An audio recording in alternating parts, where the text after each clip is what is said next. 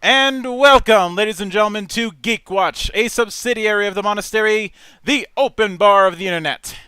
I am your one and only gaming monk, better known as Mildra, and with me I have two of my good brothers here in the temple.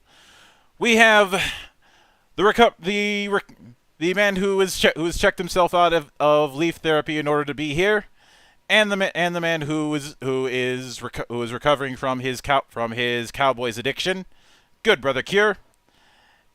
And we have the man with a better pair of sunglasses that are not cheap, that actually have spiral power now.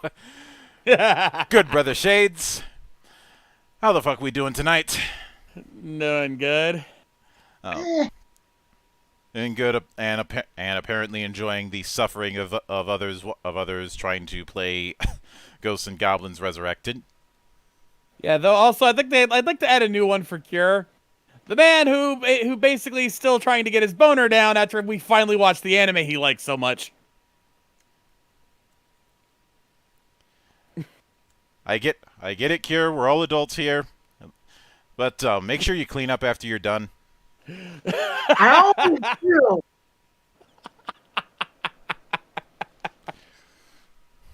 Sorry, Cure, I had to. No, it's well worth. So now, initially, the plan was to do a gathering of heroes, but I read the room and the mood wasn't quite right for that yet, and I haven't done anything Toku in about a month and a half, I'd say. Since since we did the thing on whether or not a Power Rangers movie can work, and because of that, I felt now I'd already talked about doing a reconstruction of a Kamen Rider series because I figured that there's at least some gold to mine on that, and the initial thing started when I asked Shades over here what writer in the Heisei era, and I'm pretty sure you were guessing my implication of the Phase 1 Heisei era would be good for a reconstruction experiment like we did with Star Wars. And yeah. You picked Ryuki. Now, I know you had mentioned it to me beforehand, but I'd like you to go into your reasoning why you went with Ryuki specifically out of all the ones you could have gone with. There's actually a lot of different reasons when it comes to Ryuki. The thing of it is that Ryuki was a game changer, but in all the wrong ways when it comes to Kamen Rider. In fact, most hardcore fans would call Ryuki the series that killed Kamen Rider when in the Phase 1 Heisei, because the franchise spent the next 7 or 8 years trying to find itself again as a result of the damage this series did. Because up until that point, Kamen Rider was pretty straightforward. It was about a man forced into a situation to become a hero.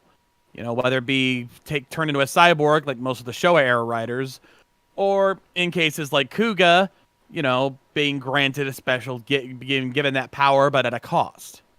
But Ryuki turned it, but one of the main common factors of every single Kamen Rider was that at some point, they all became heroes.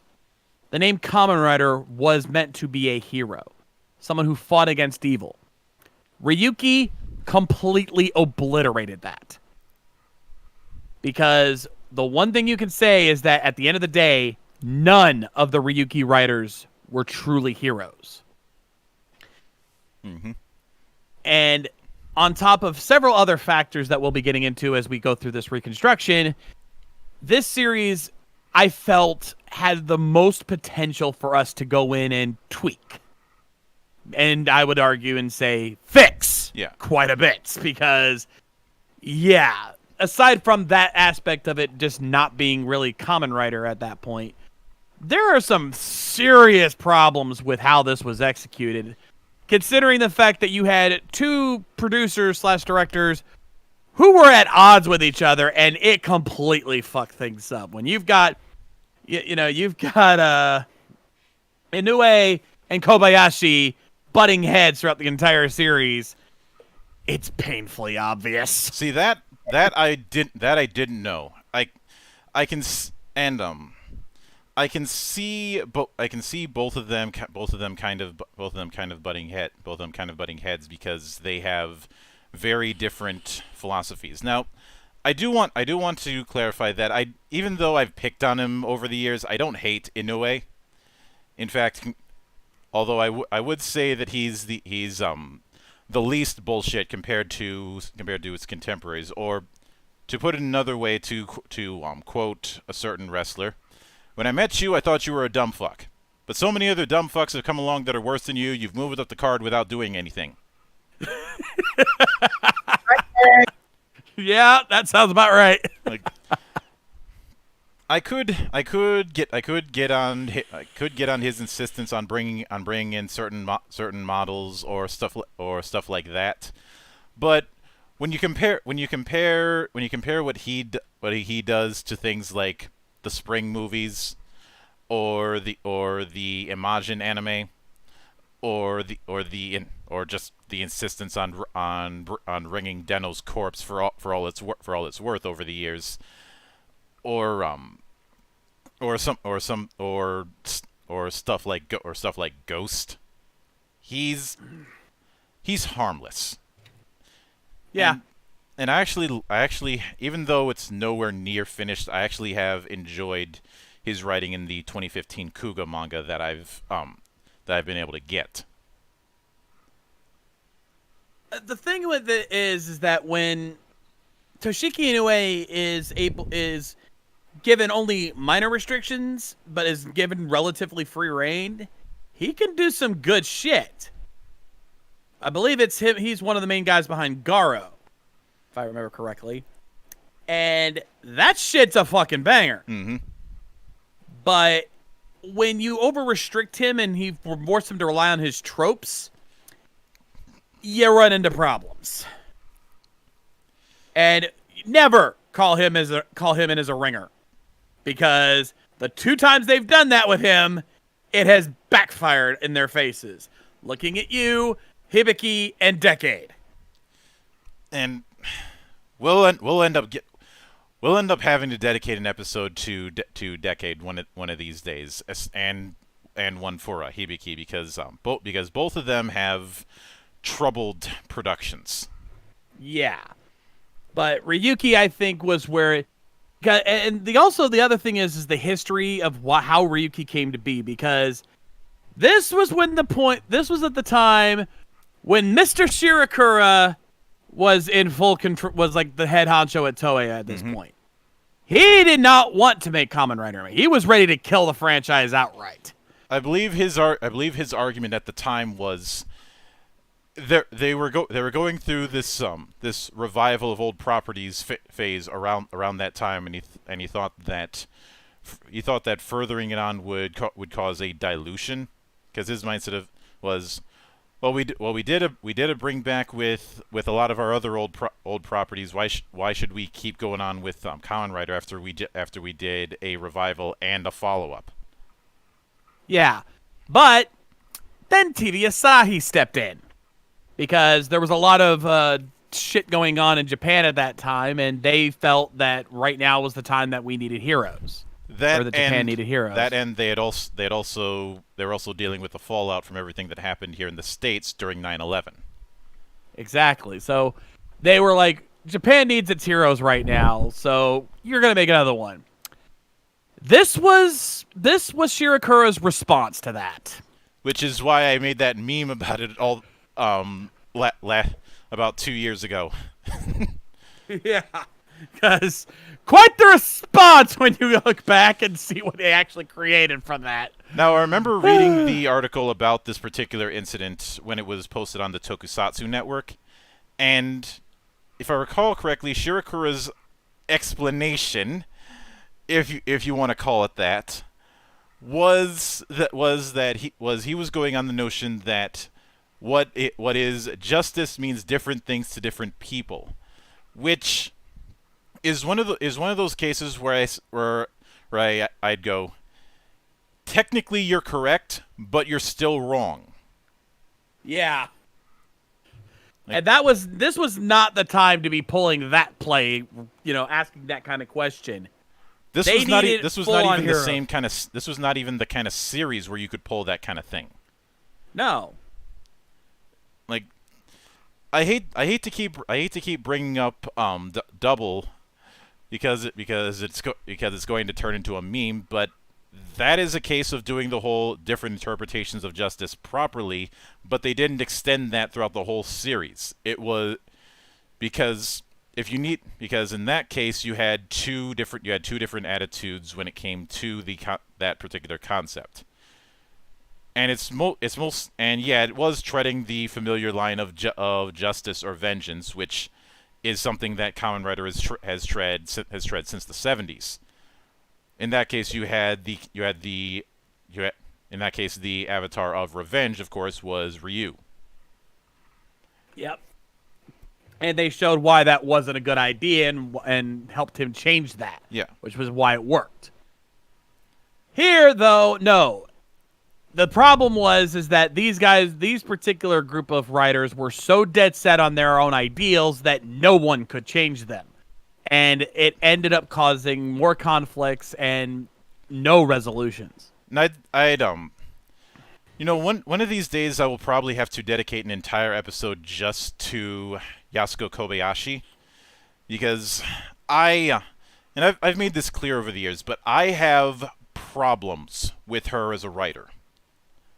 I have very severe problems, and every time I bring this kind of thing up, people go, But what about the stuff she did in the 90s? Or what about the stuff she did for Metal Hero? Yeah, those were all great, and she probably had somebody keeping her in check with all those works. Yeah, but once you cut her loose, she's like Vince Russo. The big problem I have with Kobayashi is that I don't think she fully understands the appeal of heroes. Because you look at a lot of her work when she's on her own and not adapting somebody else's writing, she goes out of her way to break down the concept of heroism. Almost to the point where I have to wonder, was she born in Japan or was she born in Russia?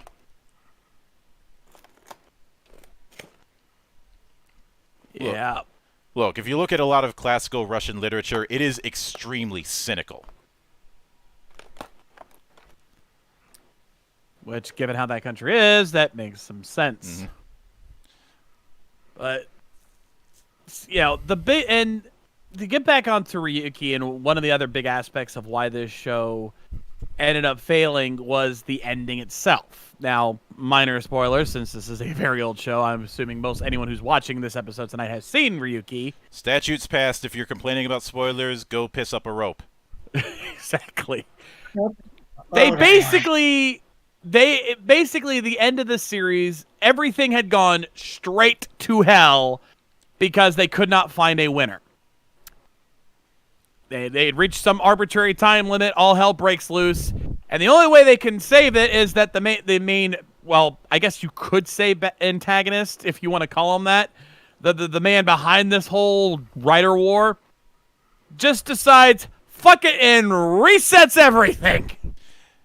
Timeline change. Timeline change.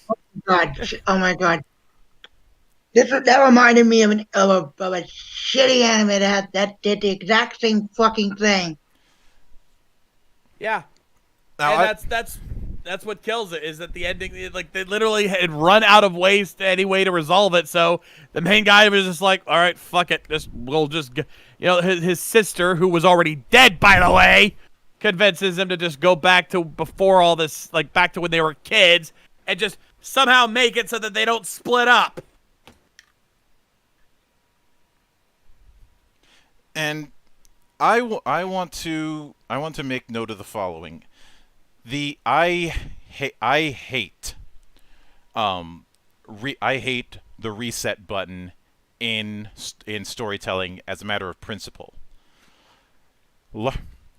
Part of it is all the flashbacks from the time that they used the magic reset button in Voyager, and even though Enterprise is worse, Voyager still manages to piss me off in many different ways. Because look, when you have everything and you still fail, that's worse than just being shit. Yeah.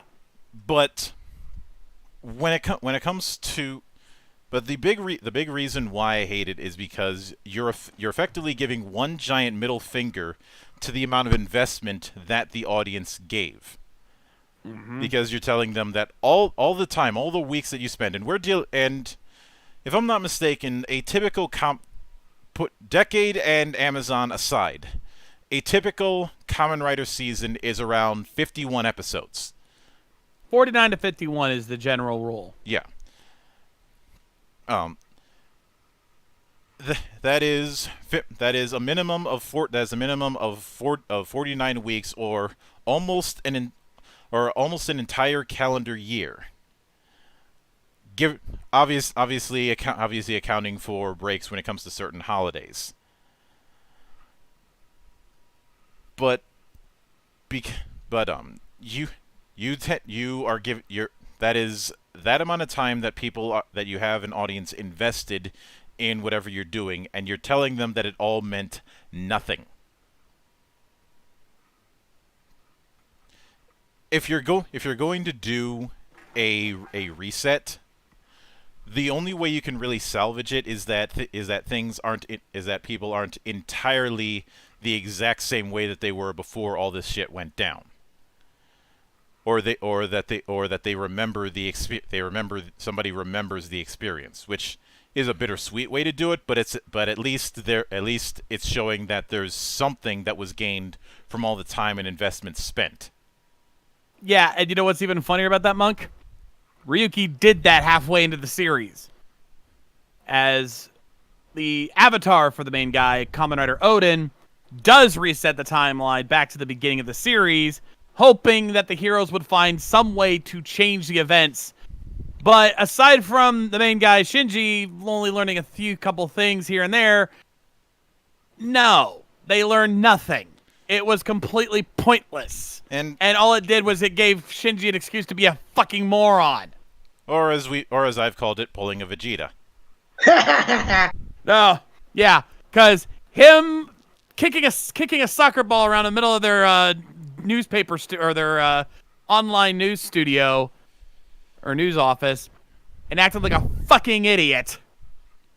Great way to spend that new timeline there, pal. Mm-mm. Now, I have two examples of animes that did this, one worse and one better. But that's neither here nor there. Now,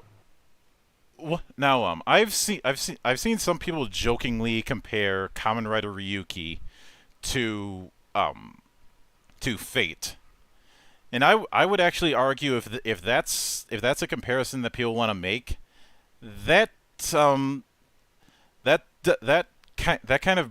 bringing Fate down to Ryuki's level, because the weird thing is Fate actually does have a hero.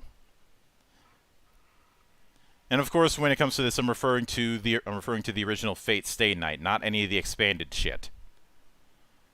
Now does it break down and challenge the hero's perceptions? Yeah, but that's what you're supposed to do when you're doing the hero's journey. Yeah. But it still has a hero that people can rally around and want to see succeed. Is the key. And I see Retro Gamer has shown up. Welcome to the party. So and of course there's also the confusion when we have effectively 3 different endings to this particular season. You have the ending we got in the main series. You have the ending, quote unquote, that we got in the 13 Writers TV special, and we have the non-ending, I guess, that was episode final. Yeah. Spoiler alert, all 3 were shit. All 3. One of them was a shit ending. The other 2 were non-endings, where it's a case of everything's left ambiguous, and the story must continue for and the war must continue for eternity. Yeah, because the TV special, the thing about the TV special, it was a choice of endings by fan vote, and both choices were crap. Or basically crap non-endings. Where the main guy would just be, guys were like, this is one of several possible ways this story could end. You know, at the very least, when Paranoia Agent pulled that, Paranoia Agent was tripping balls already, so you kind of expected that kind of thing. Yeah, and there was still technically an ending. Technically, it was just still tripping balls. Well, it's Satoshi Kon. What do you expect? About 3 or 4 lines of coke. Minimum. What else is sad? When Gen Urobuchi can do the same thing better. We'll get to Gen Urobuchi eventually. Yeah, that's a whole other can of worms. Indeed. But with all that said, let's have a go. Let us have a go. That is a terrible Adam Blampier impression I just did, and I fully admit it. Yeah, and if he gets mad at us, all I can say is, yeah, call your fucking lawyers. I get it. So do I. Oh, I loved that episode. So, if we're going to do a reconstruct, which I think it's pretty clear that we're gonna have to be blowing a lot more shit up. We're gonna have to be blowing up so much shit it may as well be an imperial bombardment. No, we're gonna be blowing up shit. We're gonna be blowing up so much shit. We're gonna call in Michael Bay to punch up the effects. Dave, you stole my joke.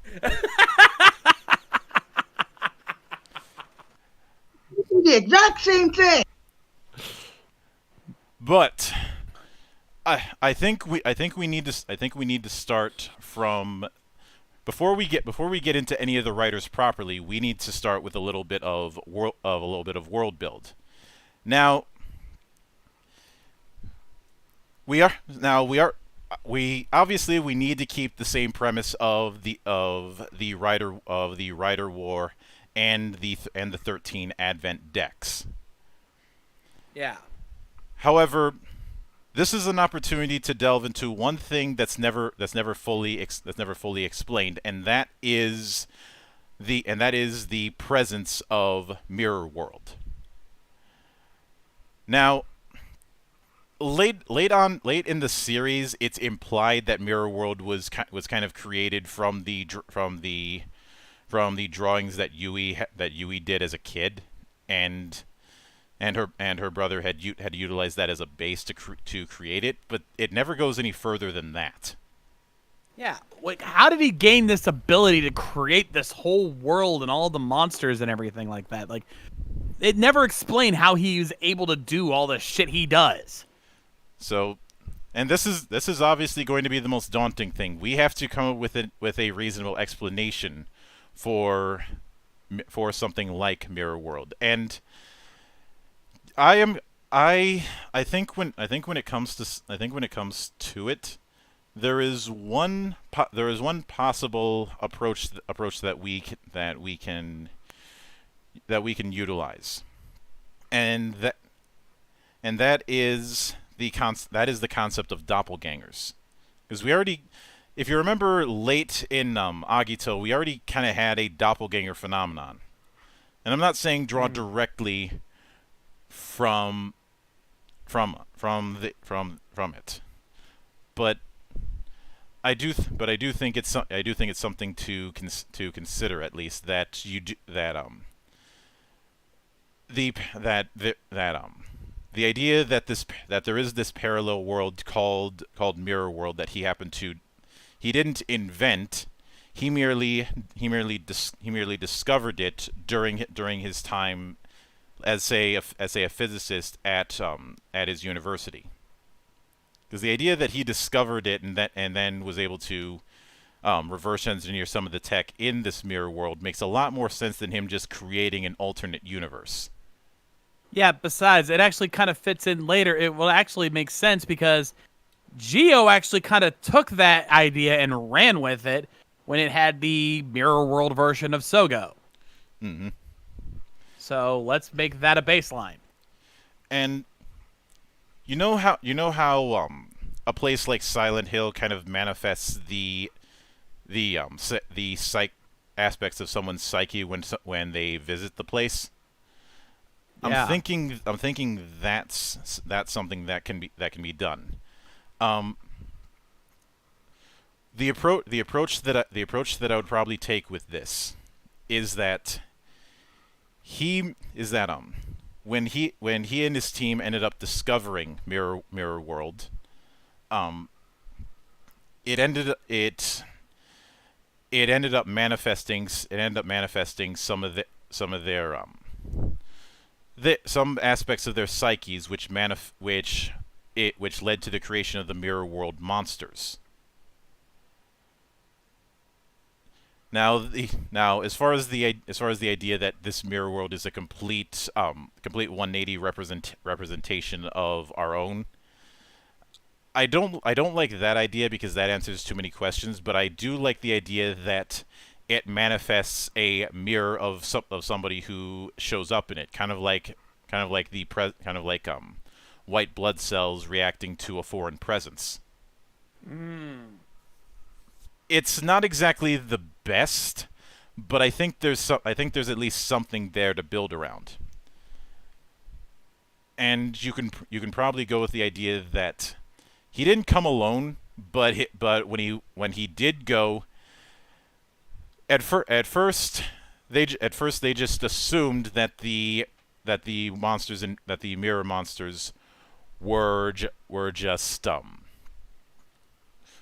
the natural wildlife, but they didn't realize what exactly they had done by crossing over and starting, and much like you'd expect somebody on an expedition to an unknown area in the wild, they set up camps in the place where they were able to do more advanced research. The only problem with that is, if we do that, we have to ask if we're going to keep the restriction that can only be there for a certain amount of time before you start to dissolve. I would argue, I'm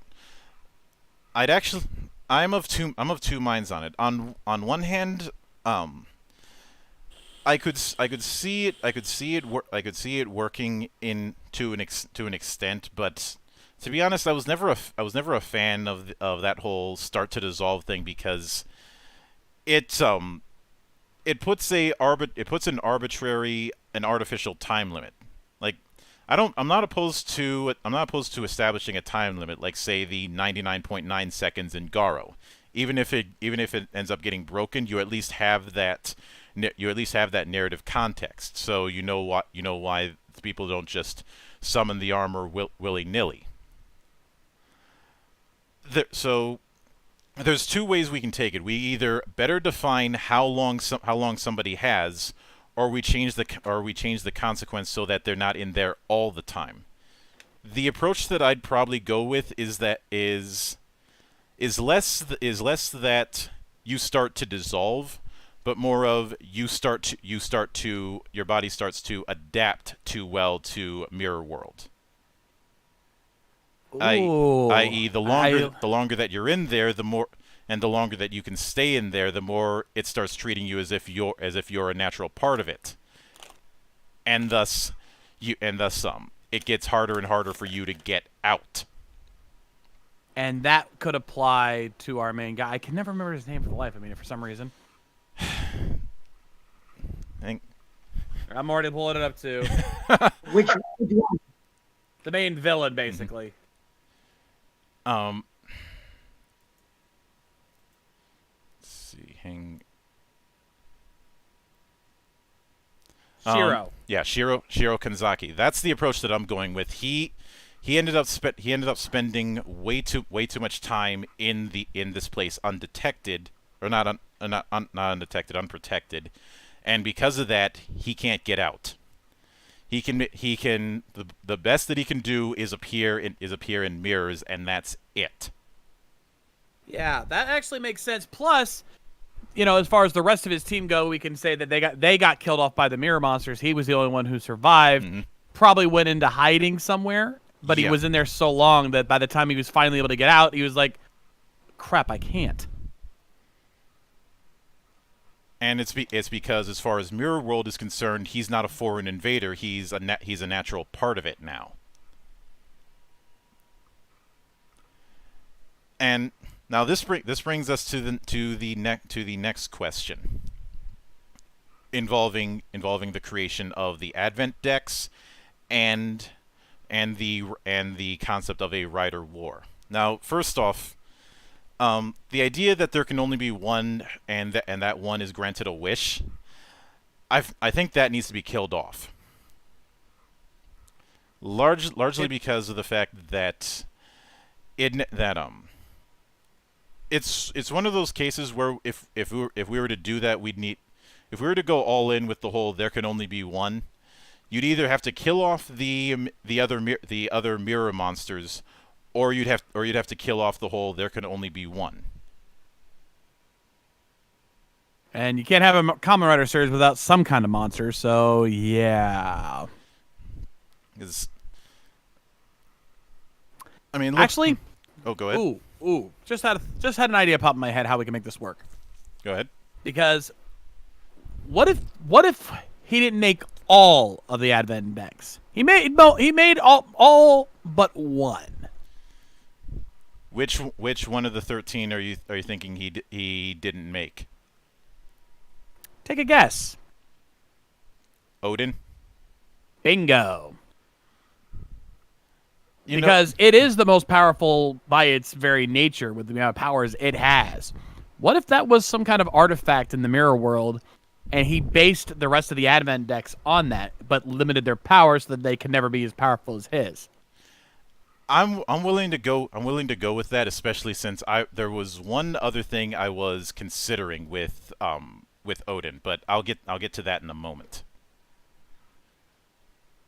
Now that does bring another question, because we've had the whole thing of the mirror monsters able to break in and attack or kidnap people. Given this particular approach, I'm considering taking a cue from a little known anime called Argento Soma, in that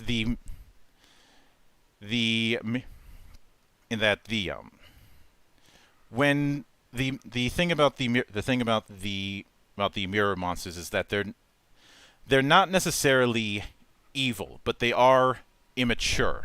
Because when you think about the ones that you see throughout the series, you don't see any mirror monsters that act with a high amount of intelligence. A lot of them are acting on instinct, like animals. And the approach that I'm considering is the other people who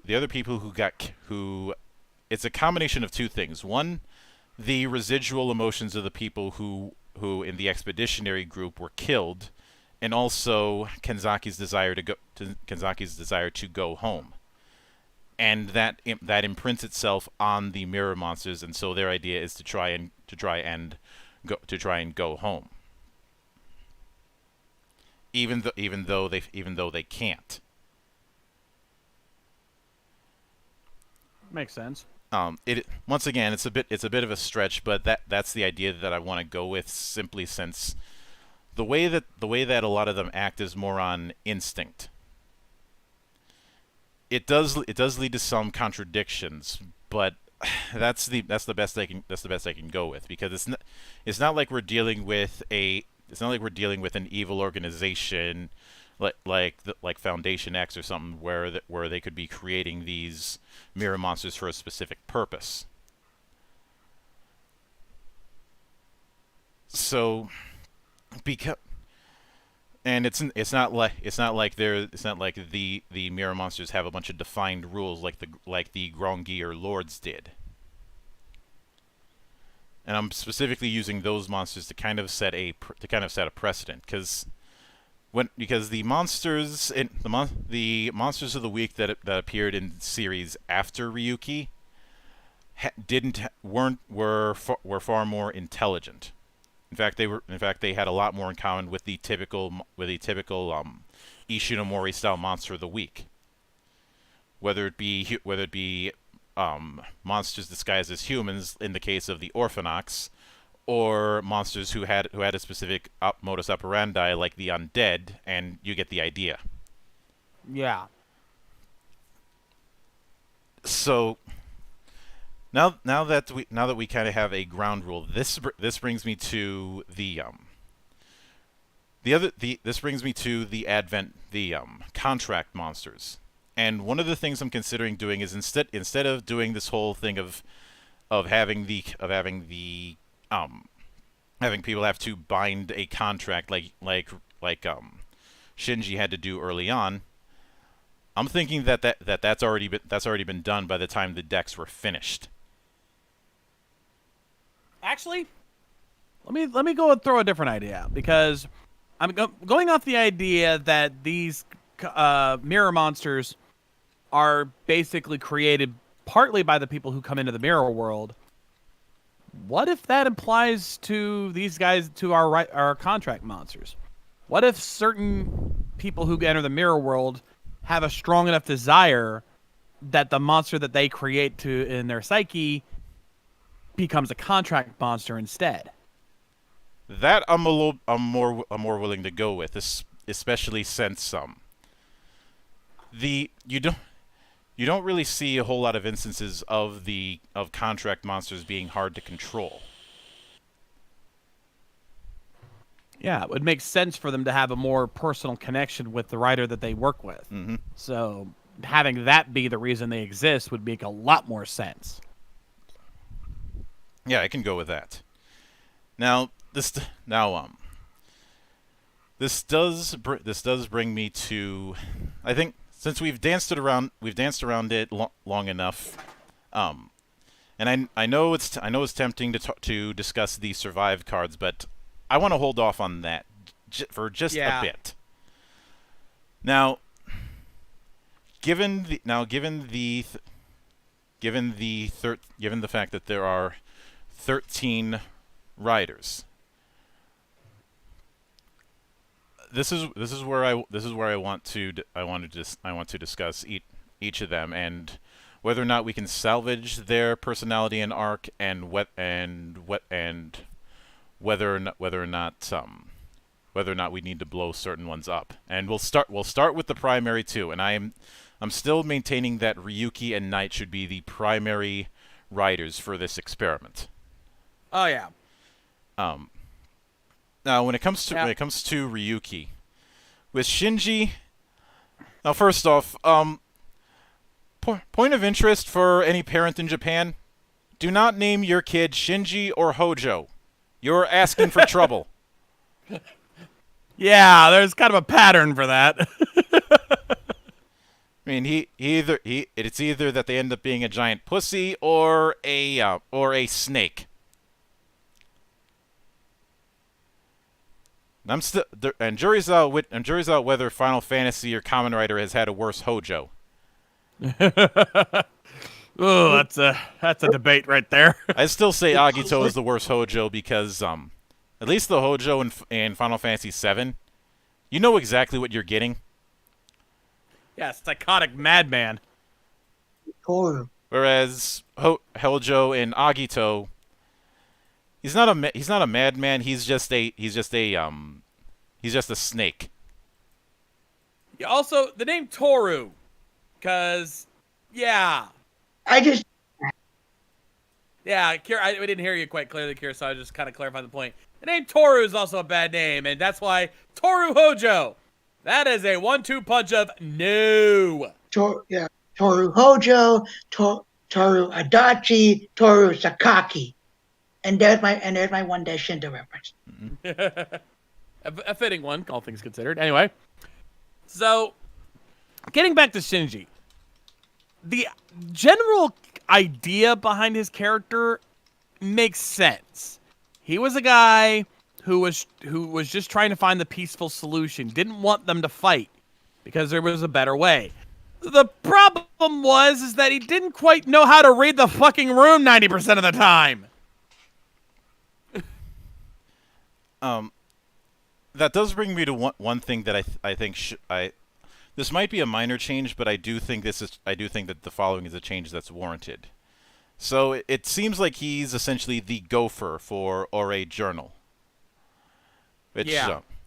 I would actually change that he's not the gopher. He is one of their full-on journalists.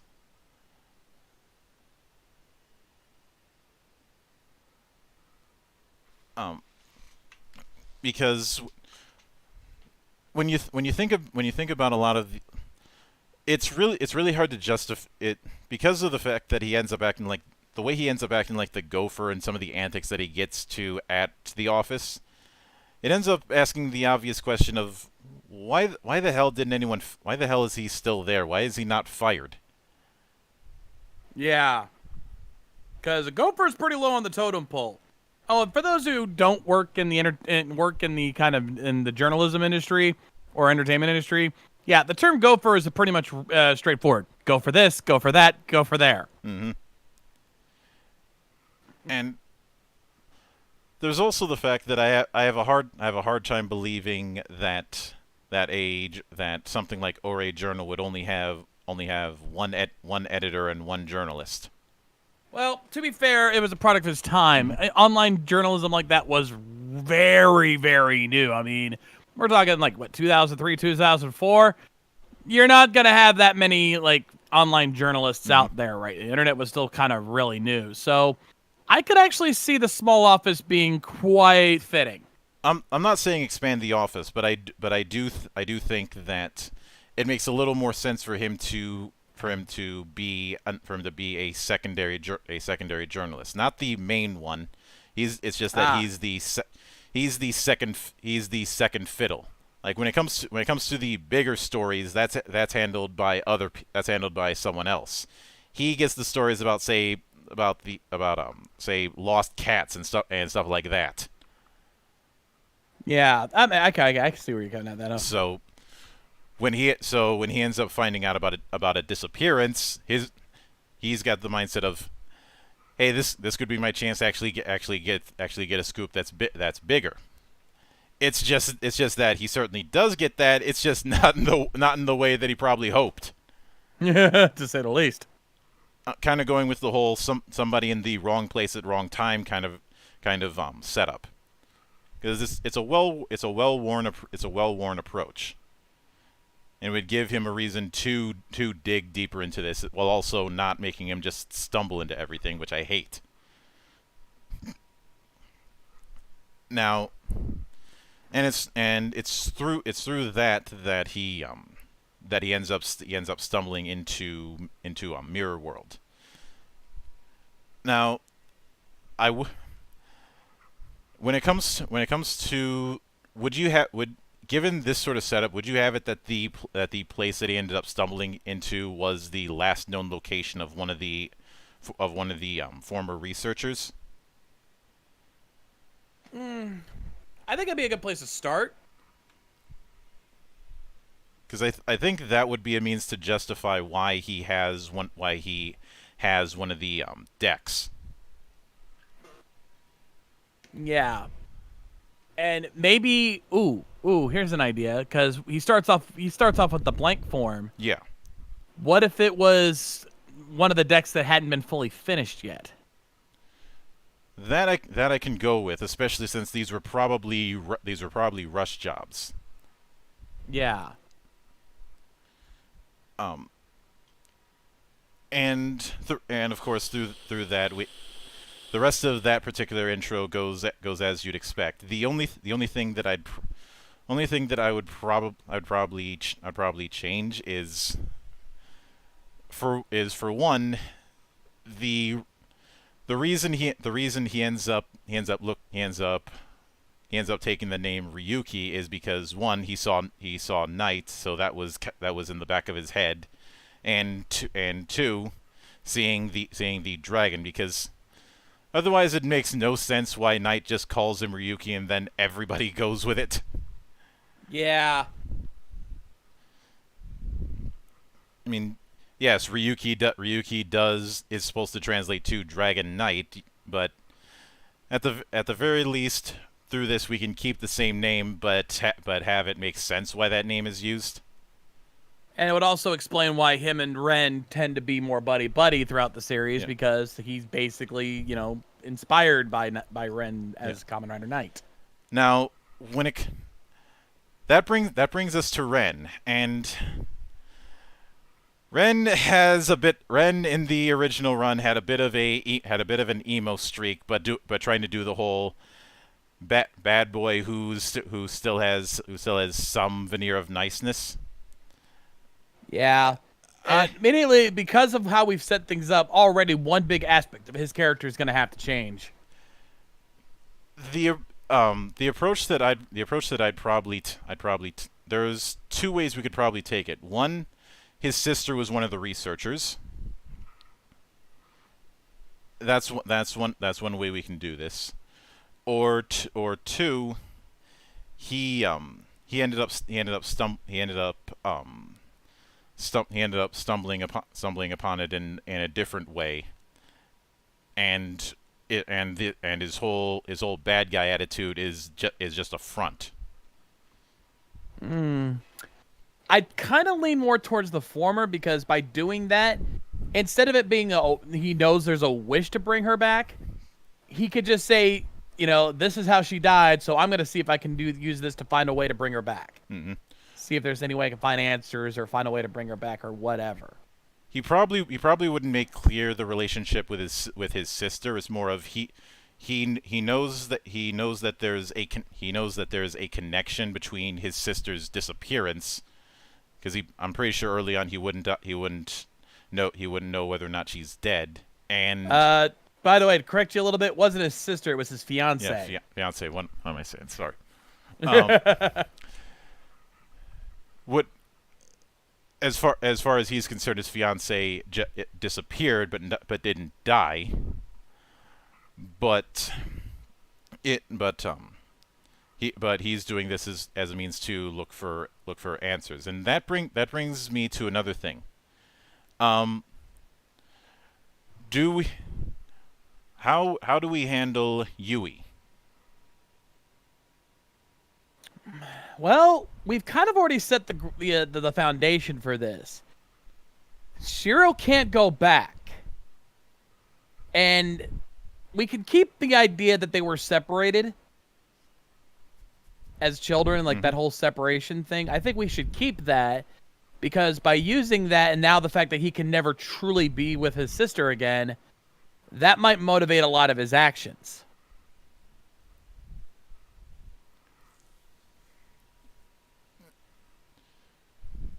Maybe he's desperate to find a way to get out of the mirror world.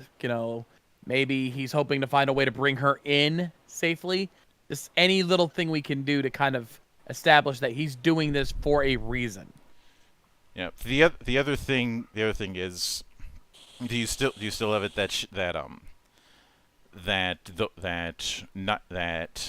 that Ren and Yui already know each other before the start, or a different approach?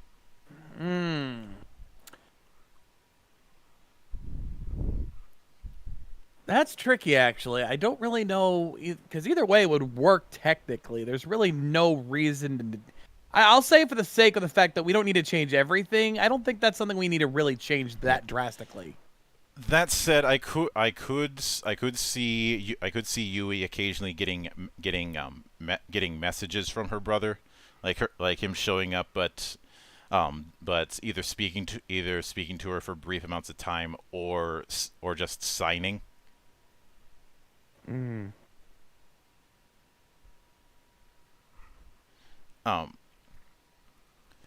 Now that being said, as far as there was always throughout it, there was a bit of a tsundere-like relationship between Shinji and Ren.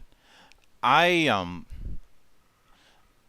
probably keep some of that, but not make it so overt. It's more the case of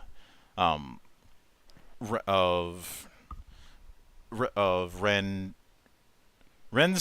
I think the thing that I want to go with Ren is that his whole idea of being this hardened fighter is not within his nature, and he's overcompensating. Again, because he's so desperate to find answers about his fiance that he figures this is the only way to get it done. But the problem is that he's developed kind of an Atlas complex about it, where he feels that he has to go about it alone, and Shinji doesn't see it that way, and that's one of their big conflicts. At least early on. Yeah, at least early on. At some point, the big change we're gonna make here is that eventually he finally realizes he's gonna learn the truth. He's gonna realize that he needs to stop acting like an asshole and start trusting Shinji a little bit. Of course, by this point, we'll also be establishing that Shinji is someone who you can trust, and not an absolute fucking moron who can't do shit. But the two will start working together and start really discovering answers. Yeah. Now, when it comes to something like I'd still keep the ride shooter to a degree, but, and this, as odd as it might be, this is going to be the one case where I take some notes from Dragon Knight. Give them both a proper bike. Please. Instead of one person getting a full on bike and one person getting a scooter.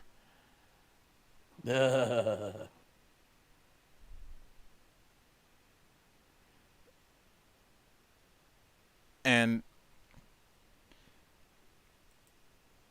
because of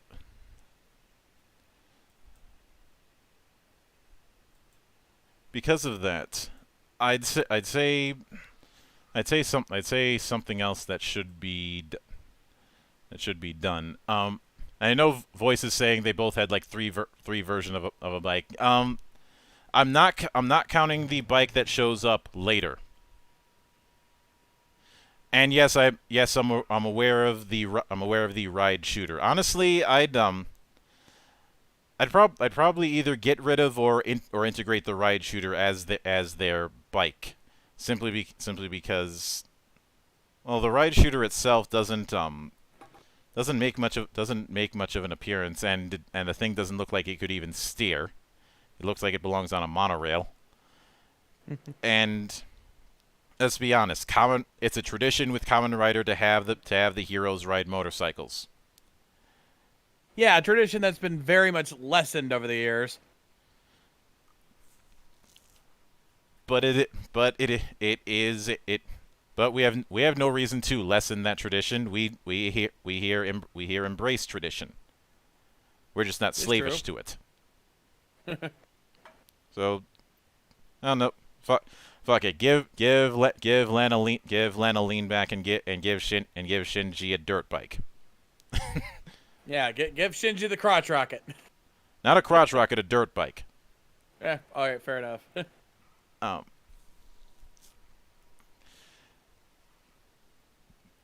Now, that does bring me to some of the other writers. Now we'll start with the one who gets no love and died like a bitch. Let's talk about Scissors.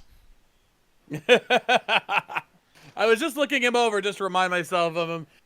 I really don't know how much you could do with him, honestly. Honestly, of the group, Scissors is the one who I wouldn't change. I mean, Yeah. I'd still go with the whole notion of he is a giant con man.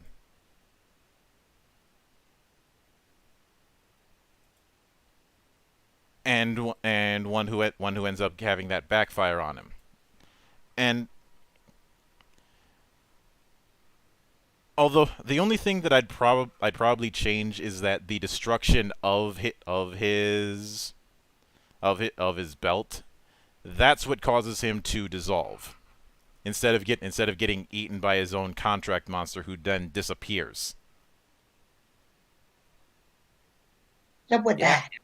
Yeah, well, it made sense in the show why breaking his deck would do that. It would destroy the link for the monsters, but with our new setup, that doesn't make any sense. But what if we establish that once you've connected with the belt, once you've henched for the first time, that Advent deck bonds with you and links you to the mirror world and acts as partly as a shield to keep you from getting acclimated. But if you are in here too long and then you break the deck, all of that acclimation hits at once and it overwhelms you, thus causing you to dissolve. Yeah, I'm perfectly willing to go with that. The idea that it's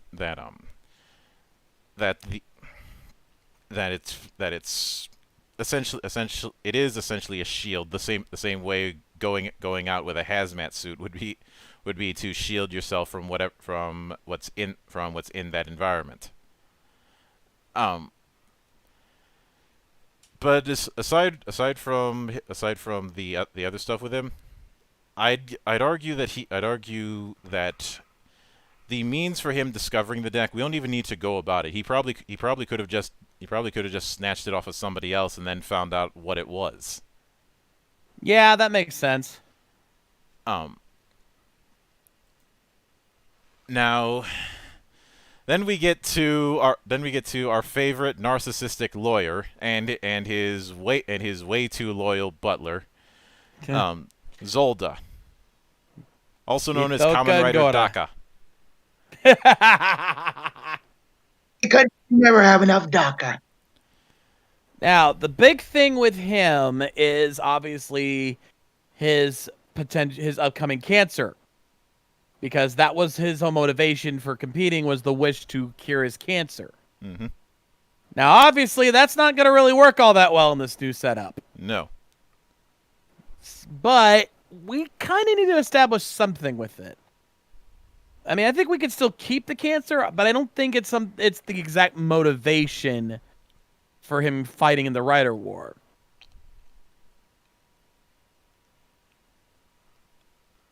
If there is one possibility I can think of, because whenever he's doing his job as a lawyer, he always seems very bored.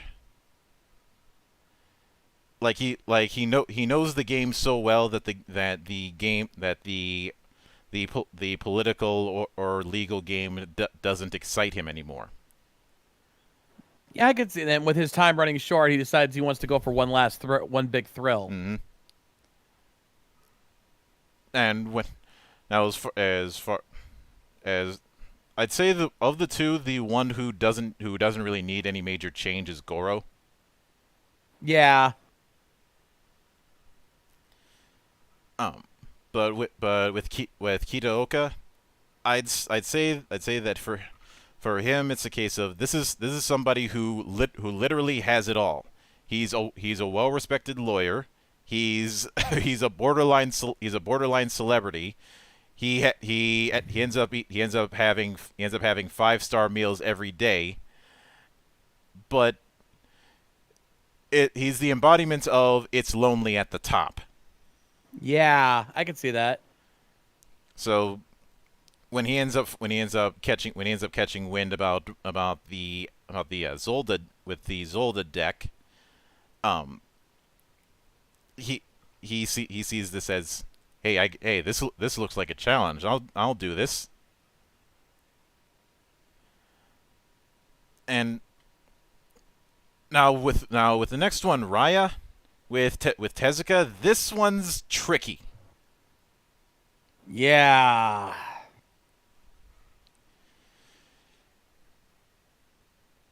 Now, in the original series, Raya ended up taking up the role for someone else. For Yuichi, and there was the unused bit of art that was revealed that showed that he was supposed to be the original the original Raya, or as it was known at the time, Kamen Rider Blade. Isn't that cute? Yeah. I think I hear Spade Ace perking his ears up at that name. Foreshadowing or some weird quizzing. You make the call. Always wanted to do that. Yeah, and of course we know that was considered at one point because of that bit of concept art that was shown. Yep. Now, as far as this, I would probably have it that his personality-wise, he doesn't need to change all that much.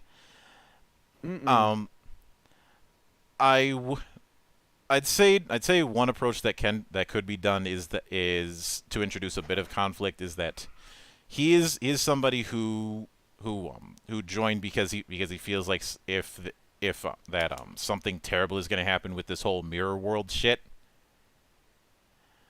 and because of that, I'd probably have the conflict of Shinji believes that Tezuka is a good guy, but Ren feels that there's something sus about him.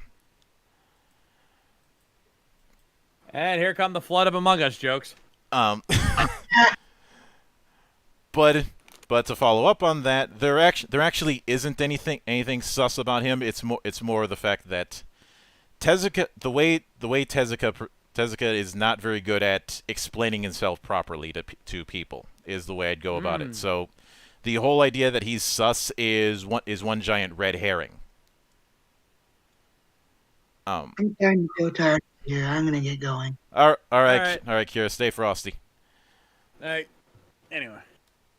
Now, as far I would say that his attitude is a bit of imposter syndrome on his part. You know, playing off the fact that he wasn't supposed to be Raya. It was supposed to be Saito, but he ended up taking the deck instead. So if I had to hazard it, I'd probably go with the notion that Raya was supposed to go to this meeting to get the not Raya, but Saito was supposed to go to a meeting to get the deck, but because of the vibe that Tezuka had about the matter, he went in his stead.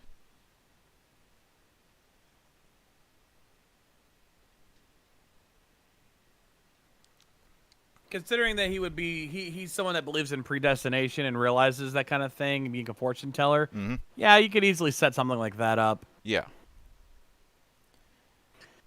And given how Tezuka is someone who would be willing to make that sacrifice to do something like that, I mean, he does that in the main series where he predicts his own death would be to help Shinji, and he still goes with it. Mm-hmm.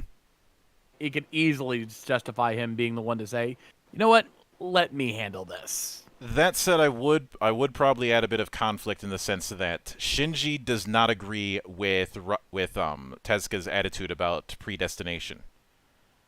I'd probably have it that Tezuka has the attitude of the future is set and you cannot change it. Whereas I don't want to have Shinji be an idiot hero, but he is very much an idealist to a fault.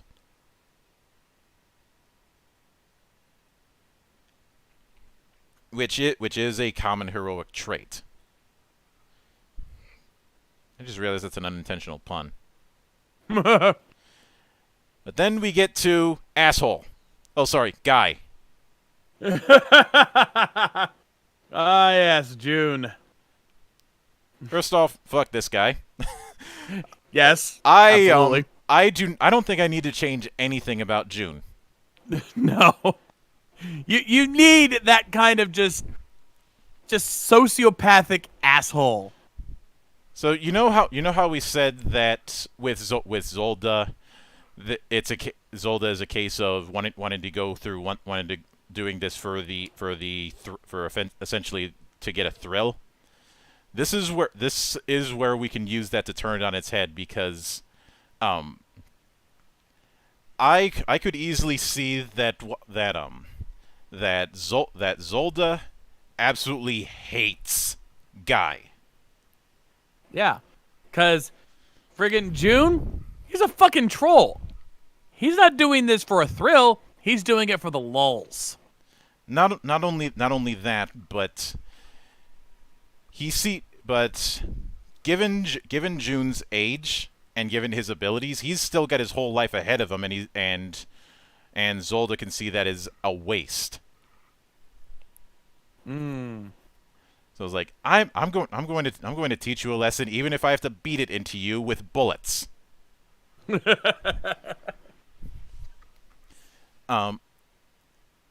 Especially, and the thing that I would probably do with this is that June is somebody who once he's cornered, he is a massive pussy.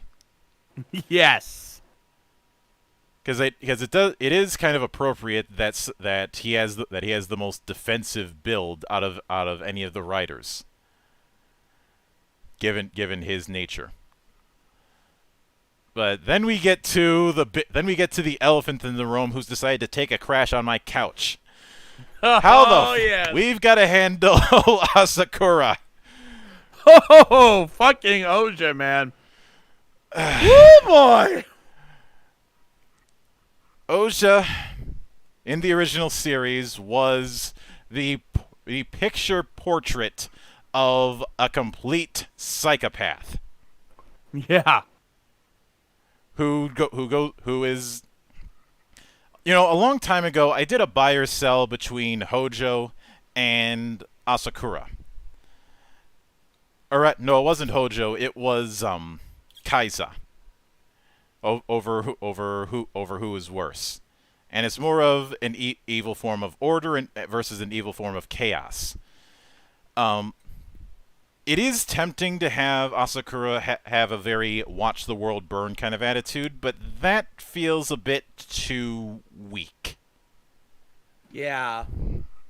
And I know whenever I bring this up, people always bring up the Joker, but while the Joker in The Dark Knight claims to be an agent of chaos, that's more lies from him.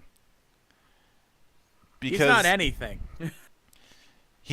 As Chuck Sonnenberg has pointed out, he is a literal rebel without a cause, and even with the plans that he's done, no matter what interpretation that he's in, whether it be the old Adam West show, whether it be the various films, whether it be the animated series, there is a degree of a method to his particular madness. There's just a lot of madness. Yeah. But I think it's a case of there's a very clear difference between chaos and randomness. They're not the same thing. Now, when it comes to when it comes to Oja, his particular violence, I would keep that. When it I would he's given his preferred outfit. I would probably have it that he is somebody who was used who is the embodiment of running with a bad crowd, but even the bad crowds don't like him. Like he probably got kicked out of, say, a Busuzoku, a motorcycle gang, for starting one too many fights, because his whole attitude is just somebody who does not like anything peaceful. He needs conflict the same way an addict needs their fix. Ooh, yeah, I like that. And while June may be a troll, he's somebody who would start a fight just so he has an excuse to actually start throwing fists. And when it comes to him getting the now, if I recall, Kanzaki gave him the Oja deck as a means to accelerate the Rider War. Yeah. He was hoping that Oja would basically force people into conflict to get to that winner. But the approach that I'm going with is that he ended up falling into the mirror world by accident, and seeing the monsters there, he's like, this is a worthy challenge. So I have found my paradise. Yeah, he'd probably to steal a line from a certain movie exclusive writer. He has found a hell he enjoys.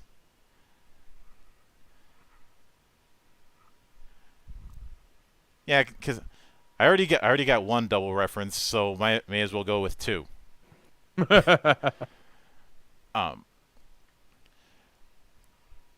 So I'd probably have it that the reason he gets involved in fights that other writers are in is it's a case of either A, he sees them as more fun to have, or B, he sees them taking on a mirror monster and he's like, hey, that's my prey. Don't you steal my kill.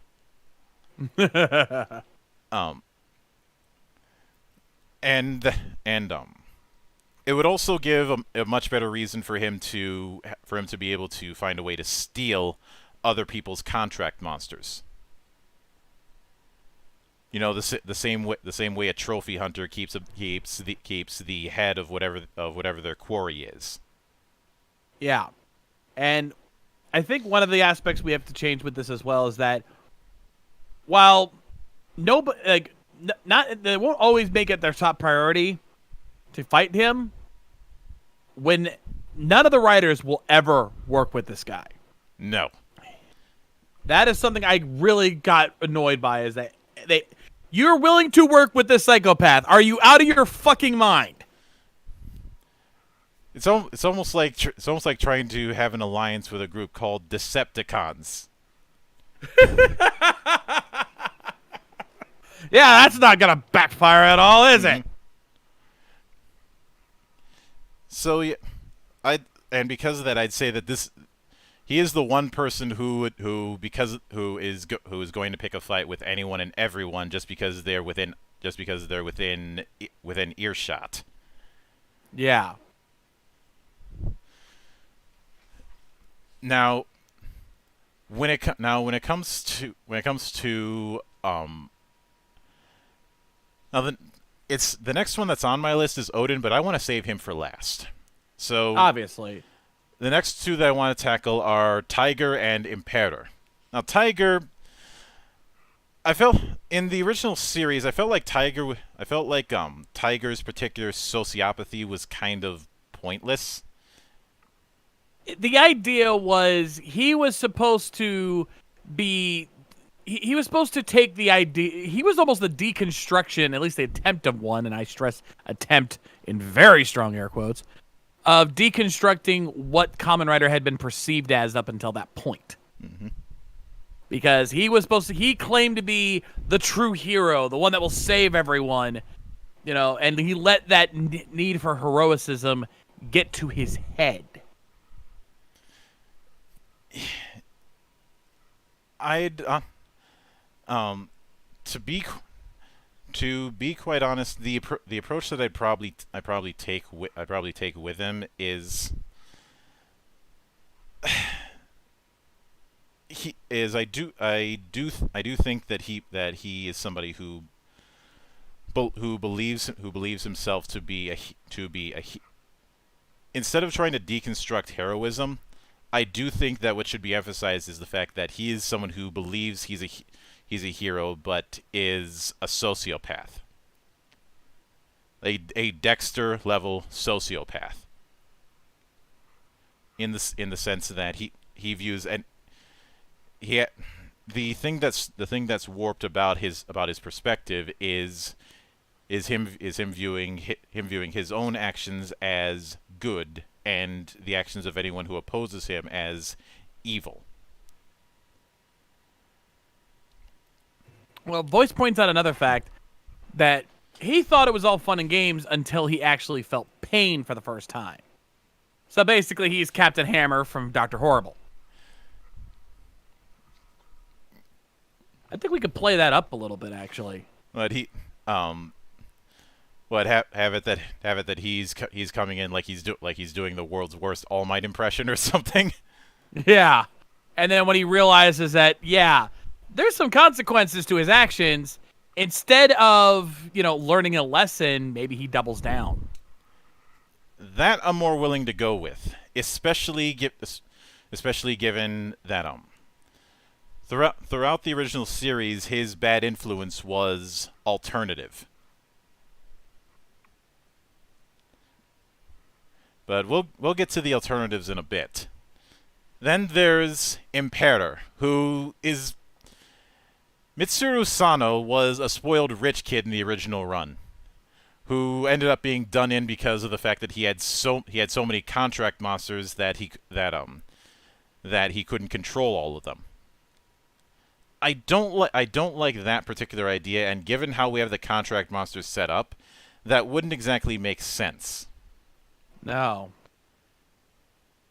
I would probably have him. I do like the idea that he is the imagine him as the head of a startup or a mid-level company. A entrepreneur. So it's his. I believe in the original series, his wish was to get a whole bunch of money, or to get some kind of easy life. Yeah, the easy life, I think, is what it was. Instead, the approach that I'd like to take with this is that he sees Mirror World as a potential business venture, not realizing how dangerous this shit actually is. And the reason why he has given that, I would actually go with the notion that he puts on the front of a very open and straightforward. Hi. Here's my card. Let me know if you want to do business. But in reality, he's the kind of person who would buy up a company from under their feet. Essentially, a corporate raider. Ooh, yeah. And with that, we could probably put him into a well, no, I was thinking something else there now. Now, as far as the thing about it is that he's putting on a nice front, but he is insidious. We joked about the whole thing of Ren not trusting Raya. This is one of those cases where that distrust is justified. Yeah. Now, as far as the huge tribe of Gazelle series contract monsters that he has, I'd actually still keep that. Well, the thing of it is that as Supernova points out in chat, he had one main. It's just that one main could order around the lesser ones. Right, And I think that actually would play even better into our new setup because it is the manager. It's the manager ordering around his employees. Mm-hmm. So that would actually make more sense. But the approach that I'd probably take is that I could easily see him using the Gazelles as one giant spy network. Ooh, keeping an eye on things from the side, not getting involved until he absolutely has to. Yeah. Plus we can kind of plant seeds in this that even though he shows up late, he was watching everybody the whole time. And as far as how he ended up getting one of the decks, well, you can probably have it that he was partially bankrolling the whole expedition. Like doing these kind of things doesn't come cheap. No, you gotta get that money from somewhere. Mm-hmm. 'Cause the idea of the spoiled rich kid's son has been done to death, but the idea of in a way we're kind of doing Thouser a decade about 20 years in advance. Only far less insufferable, hopefully. He's not insufferable, but he is very much a snake. Yeah, well, obviously we gotta have some issues with the guy, but there's a line there. Now, before we get to Odin, still, we have another question we need to address. Because that's all the writers from the main series. But even if we added an Odin, that's only 10 writers. But there's 13 Advent decks, aren't there? Which means that we have to. And yes, I was planning on including all 13 decks with this, which means we have to get to Verde, Fem, and possibly Ryuga. Now I'll start with Verde. I would actually go with the idea that Verde is one of. I think we can go with the idea that Verde is one of Imperator's agents. Actually, I was thinking rival company. A rival company keeping an eye on the whole mirror world thing. Yeah. That I'm actually more willing to go with that. The thing that I'd probably do with it is that I'd probably have him as the Cassandra in this whole adventure. That he knows Imperator is full of shit, but his warning isn't exactly heeded because nobody at the point that he shows up, nobody knows who Imperator is.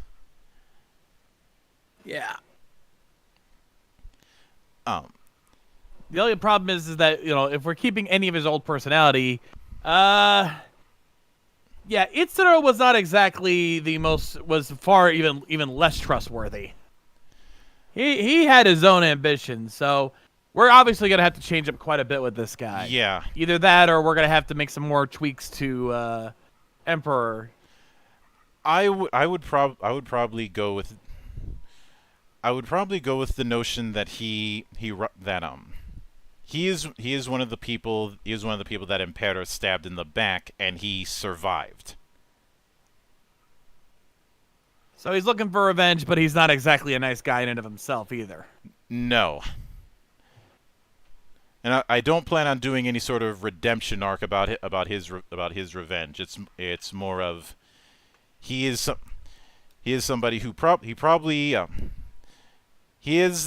I'm using this as an opportunity to take Ren's Atlas complex and turn it on its head. Because even if Ren has that Atlas complex, eventually that's going to mellow out. But with Verde, it never did. Given that this guy is a bit older than most of the other grinders, yeah, you could say that maybe he kind of reinforced it, and now it's going to be harder for him to change his mind. Mm-hmm. Now, when it comes to Femme, well, first off, I think we can use this to give her some more screen time. Damn it! Damn right. Second off, the idea that she's one of the people that she has a beef with Oja. I'm perfectly fine with keeping that, but I don't want to go with the whole revenge angle, because we'd be triple dipping into that at this point. Yeah. We'll say that Oja's killing her friend gets her involved in the war, but she also knows you're not fucking with this guy. What I would maintain is the sense that she probably did try and pick a fight with Oja at one point and lost, and that was a sign of saying, okay, if I'm going to do this, I cannot do this in a fight fair kind of way. I gotta play dirty. Kind of playing off the way the movie handled her being kind of a con artist herself. Yeah, I'd probably. This is one of those cases where I'd have the actor take a few notes from Fujiko Mine.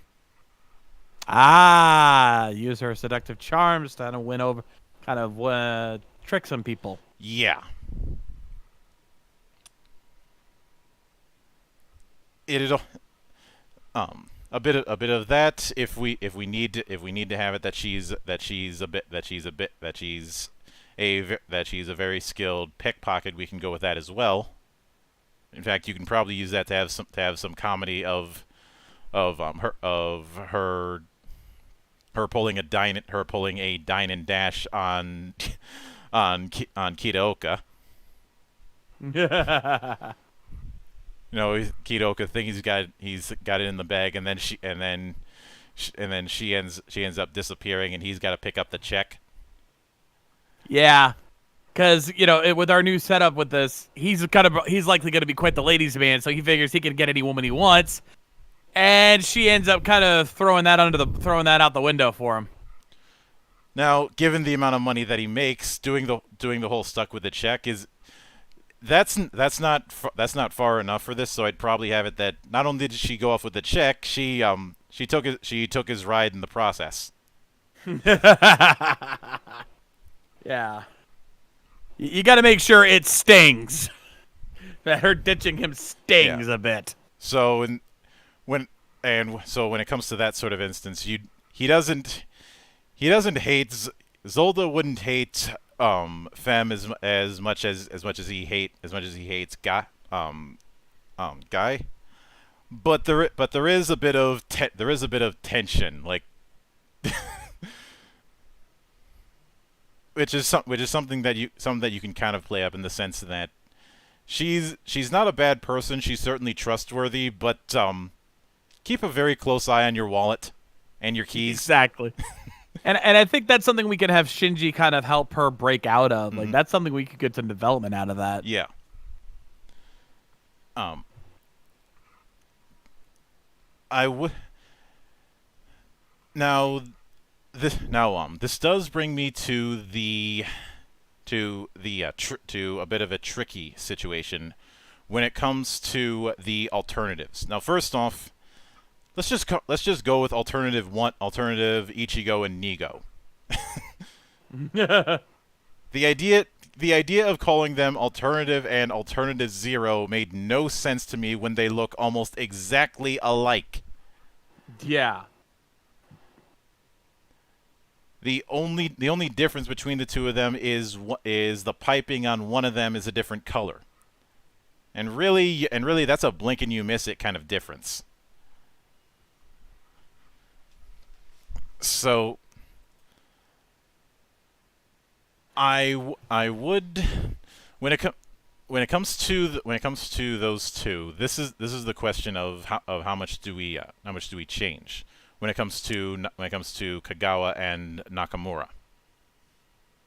Well, let's integrate some of what we've already created. What if these two were actually working for Verde? They were working for Itsuro, as he was attempting to try to make his own versions of the Advent decks. I could certainly go with that. That these two are his Now Kagawa being the person who built the alternatives decks, that I'm perfectly willing to go with. I'd probably go with the idea that these two decks are the product of a lot of reverse engineering, and specifically reverse engineering the Verde deck. Yeah. Because of that, I'd probably have it that alone, in a one-on-one fight, a alternative is going to get outclassed by an Advent deck. However, in groups, that the difference between ability is lessened. So we're thinking that maybe we could set up a whole mass-produced writer type of situation. Yeah, we'd eventually get that with the Ryo Troopers, so we're just doing it a year early. And the idea of mass-produced writers has been something that's been dipped around a bit over the years. There was the Shocker writers back in the 70s. You had the mass-produced hoppers in Kamen Rider the Next. You had what was supposed to be a mass-produced belt in Gaim, even though I have other issues with that belt. And you, even though they're not riders, you had the Zek troopers. So it's not like this isn't a concept that hasn't been toyed with. That said, I think this would also be a good way to have it that what if there's one thing that I'd probably change when it comes to the alternatives, Psycho Rogue is not a contract monster. It is a full-on robot. That's built using what they were able to research when it came to the Advent technology, but it's not a full-on contract monster.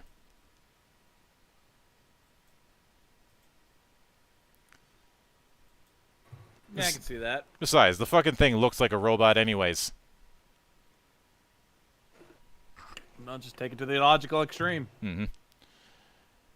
And now when it comes to Ryuga. Okay, here's the first question that we need to answer. Is Ryuga still a mirror version of Shinji? See, this is where we have to start really digging into the questions, because again, Geo kind of makes this a possibility, because that was the whole point for that particular two-parter. So I think what we would have to do is establish how Ryuga was formed. I don't think this is something that just naturally spawned to the mirror world, because then you'd have to ask, why aren't the other writers getting it? Because they've been around longer and have probably done more. I mean, hell, why wouldn't Ren have a dark version? It has to be something. I would say Odin has a hand in making Ryuga a thing. That's actually what I was. There were two things I was considering. One, when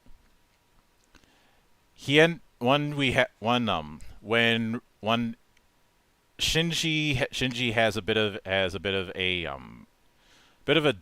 a darker moment after the death of Raya, and that ends up getting reflected in Mirror World and creating Ryuga. That's one possibility. The other is that he's a creation of Odin as his means of trying to stop Shinji from interfering.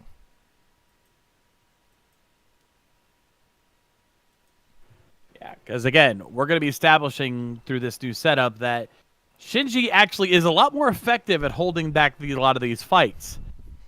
And Odin's like, no, you can't be doing that. I got this. I made this war for a reason. If you're going to get in my way, I will stop you. And instead of just having the whole thing just be a dark reflection of Shinji and that's it, or worse, the whole evil twin that was done in some of the side material. We're not doing that. Ugh. The approach that I'd take is a little bit more insidious. I would go with the idea that that Shinji's allies, Knight, Fem, Zolda, basically the writers who are on the side of the angels throughout this, end up getting attacked by what they think is Shinji, and he ends up getting framed for this. And for all intents and purposes, it looks at first like Shinji was the one who did it. Yeah. It keep the red and silver armor and don't go full black just yet. But when Shinji is at his lowest, that's when Ryuga appears to him and basically says, once you're gone, the only Shinji around here will be me, and the war can continue unabated. And that's when he reveals his Advent deck, and it turns black. As this whole mindset is. Ooh! Light bulb just went off in my head. Okay, what do you got? This would be the perfect time to introduce the survive cards. And they are not a creation of Shiro. They're a creation of Odin. Not even. We already have at least some elements of the mirror world being something unknown. Mm-hmm. What if Shinji's willingness to get back up and fight and not let Ryuga destroy him, his willingness to survive, and the mirror world reflects that by forming the survive card? That I'm willing to go with. I'm willing to go with that for two reasons. One, it definitely fits that reflection, and two, it allows things to make sense considering one of the cards that's added to Shinji's deck in survive mode. That being Strange Vent, which is basically a version of Metronome from Pokemon. Yeah, pretty much. A reflection of all of his experiences with the other writers. Yeah. And because of that, and I'd say that would be a strong enough reason to utilize to utilize both the survive mode as well as give it a reason to exist. But since you brought up since you brought up the red survive wing, how do you handle the other two potentially? Well, Ren's the blue survive wing. That's easy. I mean, you have a similar situation for him, putting him at a low point and then giving him a reason to keep going. But then there's the middle one, and that's where things get tricky. But then again, we never saw the middle one in the main series. It wasn't even until the Geo special that thing finally showed up. Mm-hmm. So, what I would say is that Shiro, near the end of the series, has his moment where our heroes have him backed into a corner and have his survive card look different because it'd be the middle piece as a reflection of him also wanting to survive, but twisted.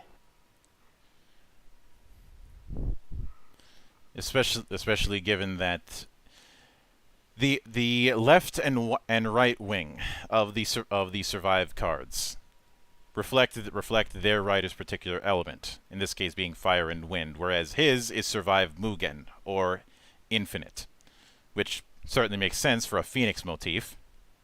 Yeah. But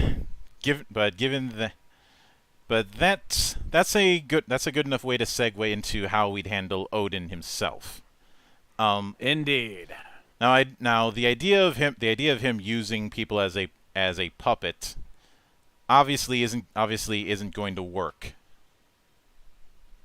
Well, again, we've already kind of established that this was the first Advent deck, the original Advent deck, an artifact of the mirror world that Shiro comes across. Mm-hmm.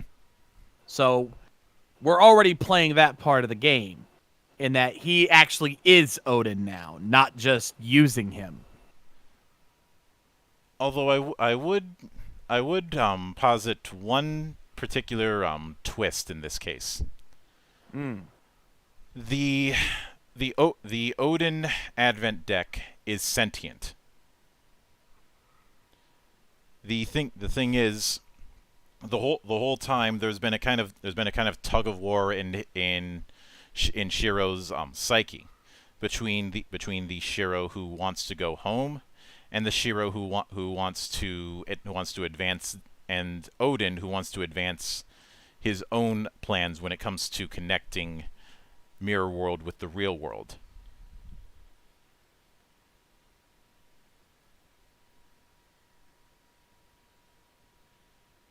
Yeah, I can see the potential with that. Because I was the whole time I was kicking around the idea of having Odin and Shiro be separate personalities.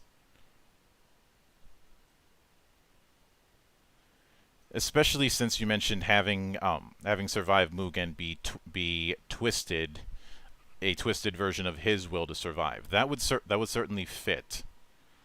The approach that I would take on this is that Odin is a chess master.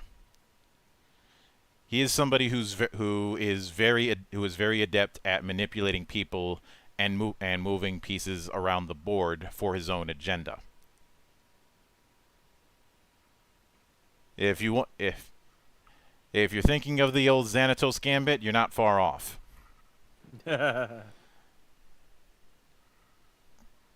Look, I like Jonathan Frakes, all right? No bully. No wrong with the guy.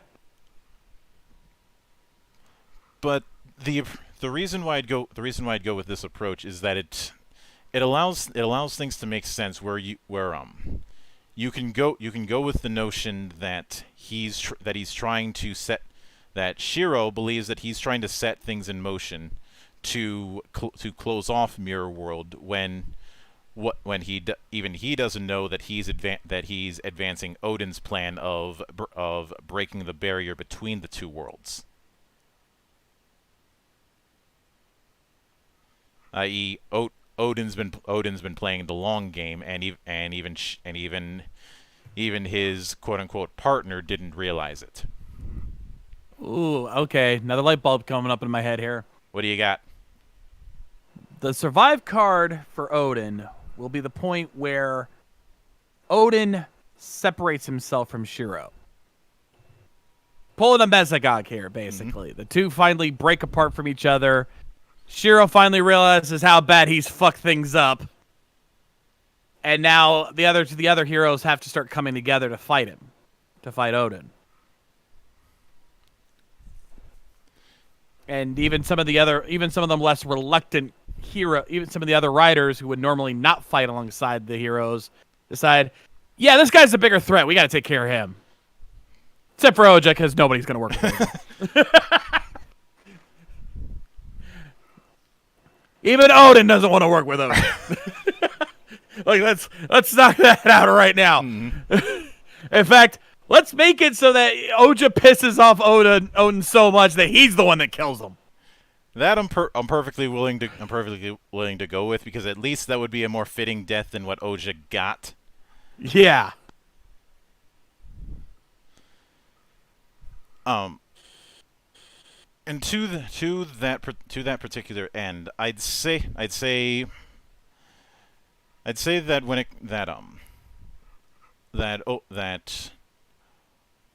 the final component that Odin would need would be the other two survive cards. Yeah. And that's why the other heroes will end up teaming up, because at some point he will end up finding a way to get them. And in fact, and actually, to go back to the Oja thing, because I just realized, not only would it be more fitting in, but it would also be a good show of force. Because, here's the scene I imagine. Odin has finally broken free, and thus he gets his survive card.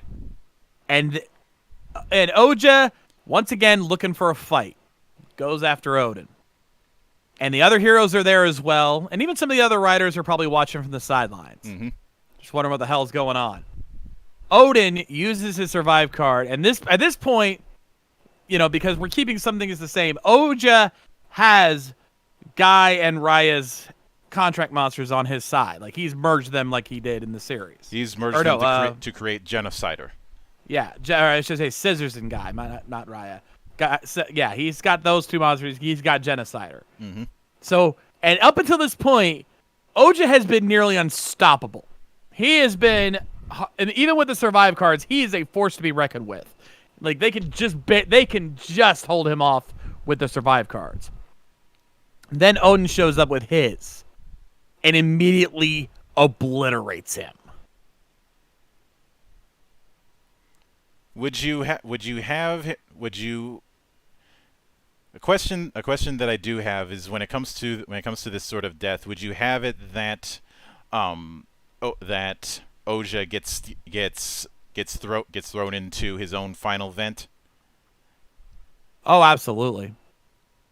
Trying to do the whole kick his opponent into a black hole and gets thrown in there instead, and because of that whole link, Genocider disappears. Yeah. Make it very clear, no matter what we do, make it very clear that as difficult as Oja has gotten up to this point, Odin completely trumps him. And makes him look like a freaking noob by comparison. I will admit one thing I'm immediately having to change when it comes to Odin's fight scenes. He is not just Kamen Rider Pimp Slap. In fact, this is one of the cases where I actually prefer how Wrath was used in Dragon Knight to Odin for this exact reason, because we actually got to see him fight. So have him use when it comes to those particular fights, have him use the staff, then escalate to using dual swords. And I'd say when it comes to those fights, save the teleporting to instead represent a more aggressive fighting style, so that even if you try and get some distance, he can still close it. Oh, and Supernova adds a nice little touch here, just to really emphasize how strong he is. Let him use Time Vent, just not the way he used in the show. just rewind a little bit so that he can kill Oja again and again a few times, just to show he is not afraid to be a vindictive bastard. You piss him off, he'll make you suffer for it. I can especially go with that because I'm guessing that if we're going with this, you're probably having a few scenes where Odin tries several times to give Oja orders, but Shiro does in the appearance of Odin does with the appearance of Shiro. But Oja keeps blowing him off or just saying, "What are you gonna do? You're stuck over there. You can't touch me." Exactly. And even when he does try to do stuff that, even when he does become willing to help out of her to do it, he tends to go off the rails and makes things even worse for Shiro or Odin. Mm-hmm.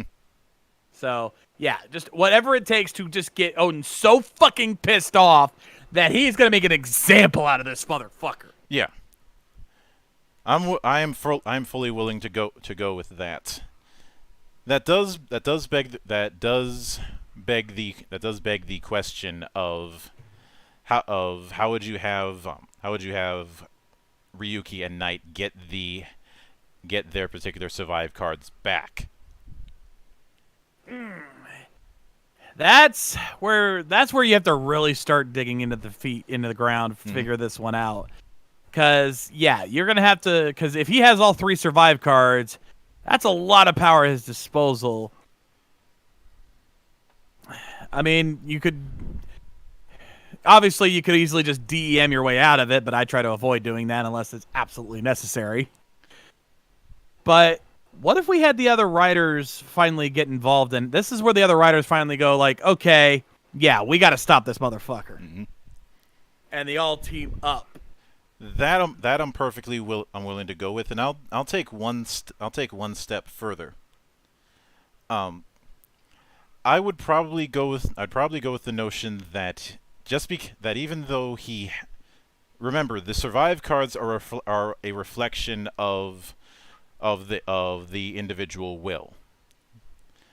I would probably go with the idea that being bolstered by the other riders teaming up to go up against Odin, they end up having a stronger will to call those 2 cards back. Because after all, those cards weren't Odin's. Odin didn't make those cards. Those cards are solely the property of Shinji and Ren. Plus there's the fact that you can go with the notion that Odin merely sees those cards as power. He doesn't see them as the representations that they are. In other words, his whole chess master approach is used against him. Yeah, and you know what? This is where we can add just a tiny little bit of Deus Ex Machina. That once they get the cards back, they share their power with the other riders. Not so much that they transform, just that it boosts their power enough because of all of their will to survive, shared amongst themselves, that they all can finally unleash hell on this guy and finally take him out. Mm-hmm. I'm perfectly willing to go with that. Obviously, the only person who wouldn't be helping out in this is Raya because, well, he's dead. Unless we want to actually use the Kamen Rider Blade concept. Yeah. Well, then we also have to ask, what about Scissors and Guy, because they're also dead. Yeah. So probably not go with that. Just go with the ones that happen to have survived. Yeah. But obviously that'll eventually end, and with him gone, I don't want to do the whole thing of this resets the timeline or this seals off the mirror world forever. I'd probably go with the notion that mirror world still exists. But but all the data revolving around it has been sealed or destroyed. But there's still always the possibility that something could break out. So the writers who have survived realize that their particular fight isn't quite over. The worst of it is done. But I'm kind of using this to do the kind of open-ended ending that Riku Sanjo was famous for in a lot of his work. Like, just because the big bad is defeated doesn't mean that their particular job is finished. I would probably use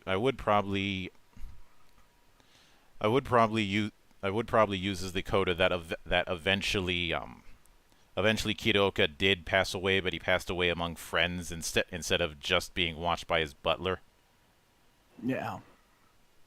Yeah, I was actually going to bring that up. We were addressing that, and I think that would make it a lot better. It would still be bittersweet, but it'd be a lot sweeter opposed to how he died in the series, where he was pretty much alone on the couch, talking to the one girl he was trying to hook up with and never got the chance to. Yeah.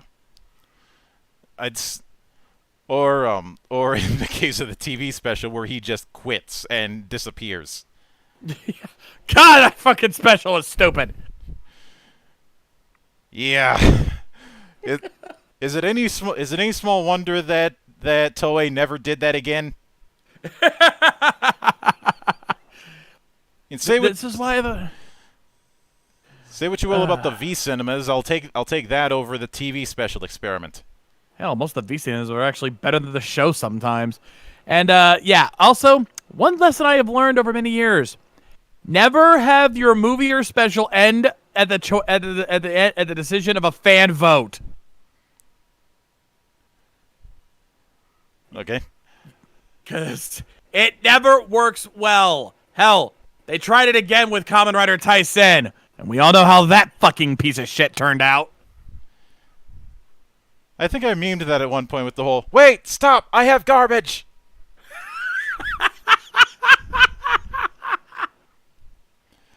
Because I cannot resist the pull of a Simpson meme. When done right, it is glorious as hell. Now, Supernova, not the Ryuki itself, but the 13 writer special that was on television. Yeah, the fans had to decide which ending was the one that aired, though both have since been released after the fact. And spoiler alert, both of those endings were shit. Yeah. Now, part of the reason that I'd want to do this whole open-ended thing is a lot of older Kamen Rider series have had the hero ride off into the sunset to find another adventure somewhere else. The approach that I'd want to do it's not something that you'd have to follow through on to try and go all in on a shared universe. But consider, for instance, the last episode. You have Shinji getting a tip that leading him to do an investigation on mysterious transformations of people into monsters. Just a nice little lead into the next series, that being Fies, or him having an investigation of someone who mysteriously awoke from a coma after being in it for a decade. Yeah, you're really playing up the Ryuki Sanjo parallels there. Like, that is the ending of Double right there, where they led right into O's in so many ways. Hey, if you're gonna steal, you may as well steal from the best. You're not wrong, and I'm not against it. I'm just saying, I see what you're pulling there, and I like it. Well, we've already established that Shinji is a competent, if unlucky, journalist.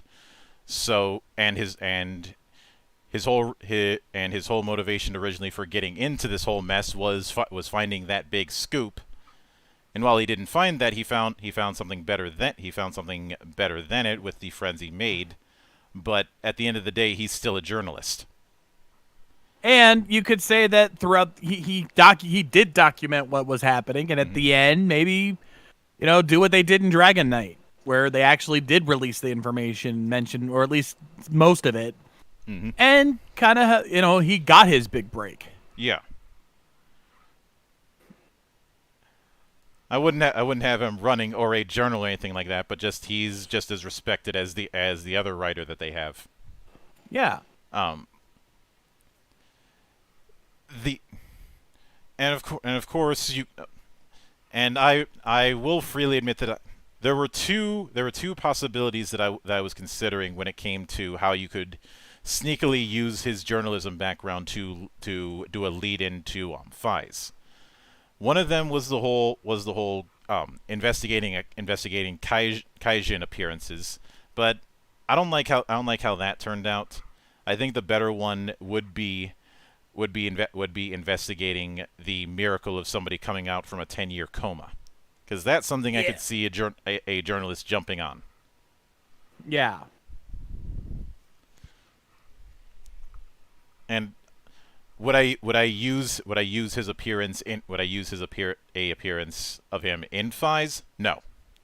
No. The closest that I would do is a TV special of him interviewing somebody related to Kaiba. Not Kaiba, Kiba. Why did I say Kaiba? We're not watching Yu-Gi-Oh here.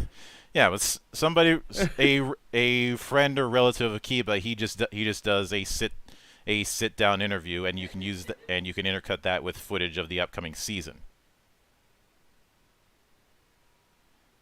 Just something to build up the mystery of who is this writer who looks like a firefly.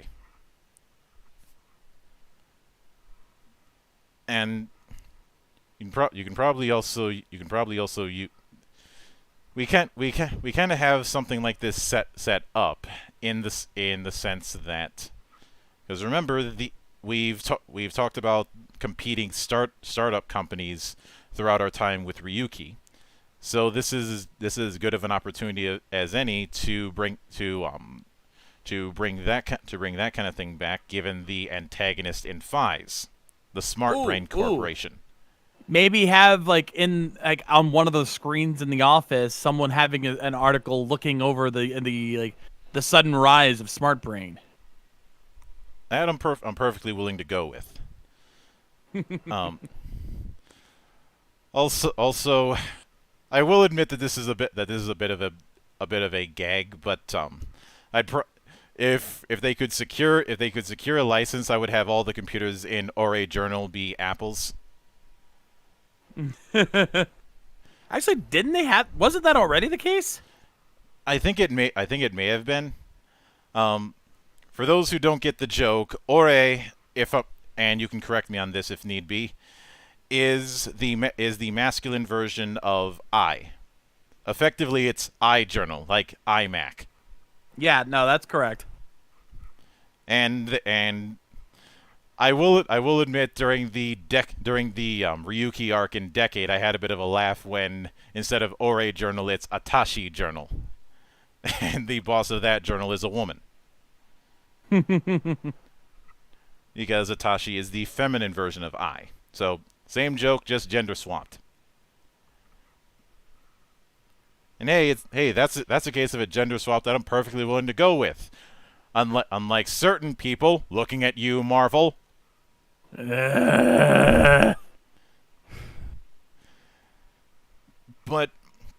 I think through this, we're able to toy with the idea of what heroism and what Kamen Rider means.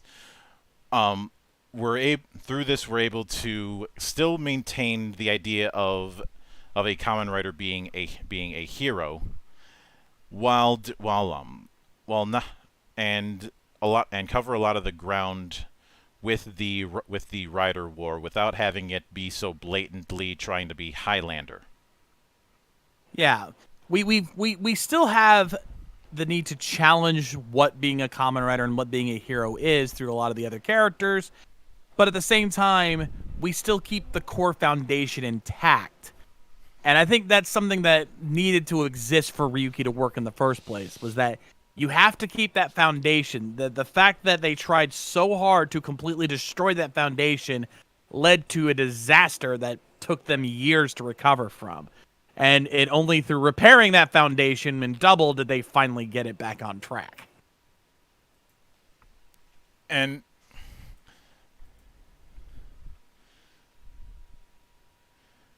Sumino saying, so Ghost has the eye.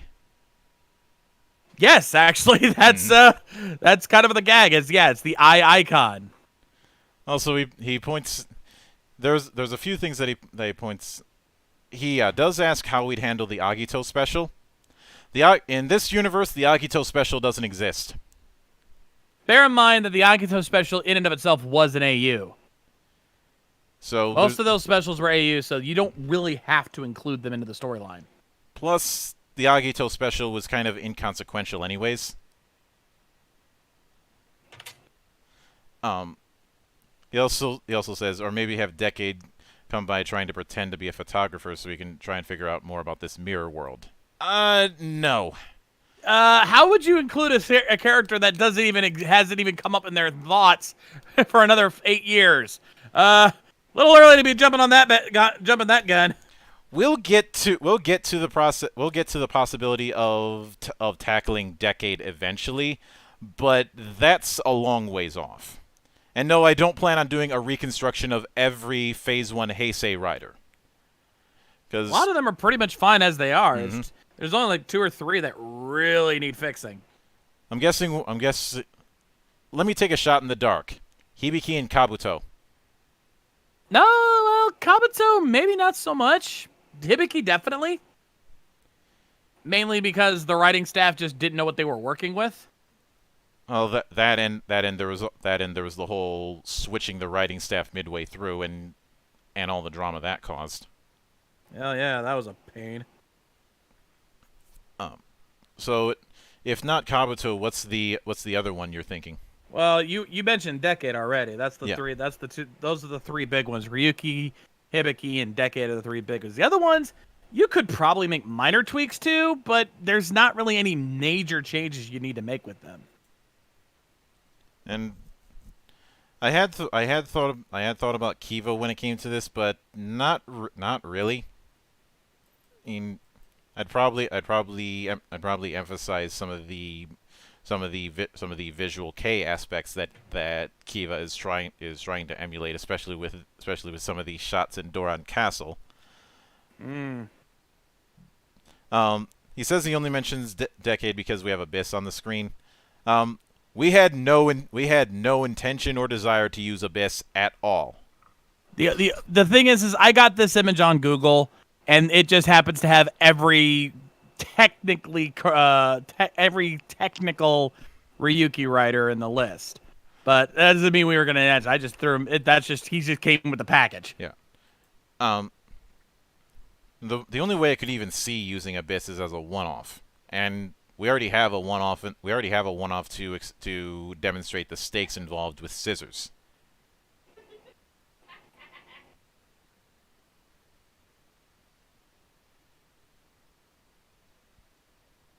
But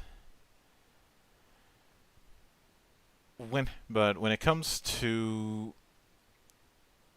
I would say that when it comes to a lot of the reports, especially the stuff after the fact, I do want to maintain that a lot of the stuff involving Mirror World was sealed. Specifically, not necessarily the story itself, but a lot of the technical documents when it came to the creation of the Advent decks and the creation of the alternatives, largely to prevent anybody else from trying to repeat the same mistakes. I'd even make a point to have Verde basically shut down the alternative project and just say, yeah, this shit's too dangerous. Mm-hmm. Now, when it comes to Smart Brain's meteoric rise is hinted. I don't think you'd have it that Smart Brain acquired either Imperator or Verde's companies. Nah. Especially They came up on their own power. Especially since they'd probably focus they'd probably be in different markets. Imperator I see as a it's definitely Imperator's business would probably be more of an information based firm, especially when it comes to, say, stocks. Whereas Verde's company is more on tech and for all intents, Smart Brain is always given off the appearance that they focus on consumer products, like a Japanese version of, say, Sears.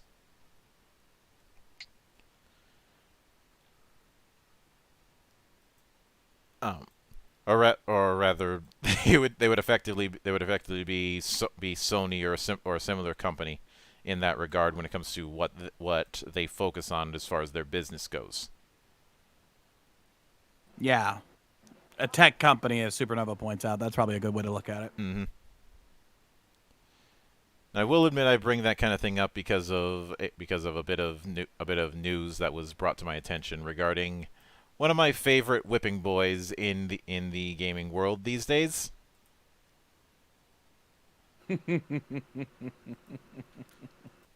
But that is going to do it for this particular adventure when it comes to GeekWatch. I don't have a ton of interviews, but I do have a few that are going to be going down. Tomorrow I'm going to be having JDA, so we'll be able to talking about his Deus Volt comic. Tuesday, Xana and I will be reacting to the Dice Geeks, not Dice Geeks, but Dicebreaker article regarding the details with the Avatar RPG that Magpie is putting out. We're probably going to be ripping what they have to say a new one, given what I've skimmed through it. I was going to cover it in the Gazette, but it's too big. And Avatar, and I have too much of a connection with Avatar to just have it be a one-off during the Gazette. Friday, if everything goes as planned, I will have Peril Planet on to talk about his Freeform Universal game. And Saturday, I'll have some of the devs on the revival of Renegade Legion on. Because Renegade Legion was a game that was under the massive umbrella that FASA had back in the day, but now it's coming back under its own banner. And next Sunday, we have the return of GeekWatch, of course, and the return of James Gantry, since he's putting out a second edition of his Ghost Ops RPG. He's going to be coming back to the temple for that. And of course, there's going to be plenty of surprises along the way, since it's March, the greatest month of the year for Irishmen. So to quote one of my favorite bands, "Kiss me, I'm shit-faced." Actually, Monk, if it's all right with you, since I'm the only one still that stuck around for tonight, you mind if I do a little plugging myself? Go right ahead. Yeah. So for those of you who have not seen my stuff before, I know there's a lot of you who have. Of course, I do my anime reviews this Friday. I believe. Actually, double check. I believe I'm doing Spice and Wolf Season 2 this Friday. And I've got something big for next Friday. It's a series that even the Monk is very familiar with. Keep Your Hands Off Azoken. You're not going to want to miss that video, I promise you. And then, of course, for those, I'm also a VTuber. Yeah, I know you don't get to see much of that here, but you can kind of see my little icon there on screen. Mm-hmm. And I do a VTuber's Guide to VTubers, introducing you to the VTubers that you may not have heard about. But that will not be the case this next Monday. Not tomorrow, next Monday. I have been coerced into taking a look at one of HoloLive's most interesting developments in the form of Akai Hato, a.k.a. Hachima. If you have not seen what's been going on with HoloLive, with this particular VTuber and HoloLive recently, oh, are you in for a treat? That shit's gonna get nuts. So be on the lookout for that. And, of course, all the stuff going on over on RVTV. We've got Ranger Recap, Anime Mavericks, WrestleCast, Rift Zone. Whole bunch of shit going on over there. So, yeah, fun times. But until then, on behalf of the good brothers present and not present, my name is Mildra, I am your gaming monk, and join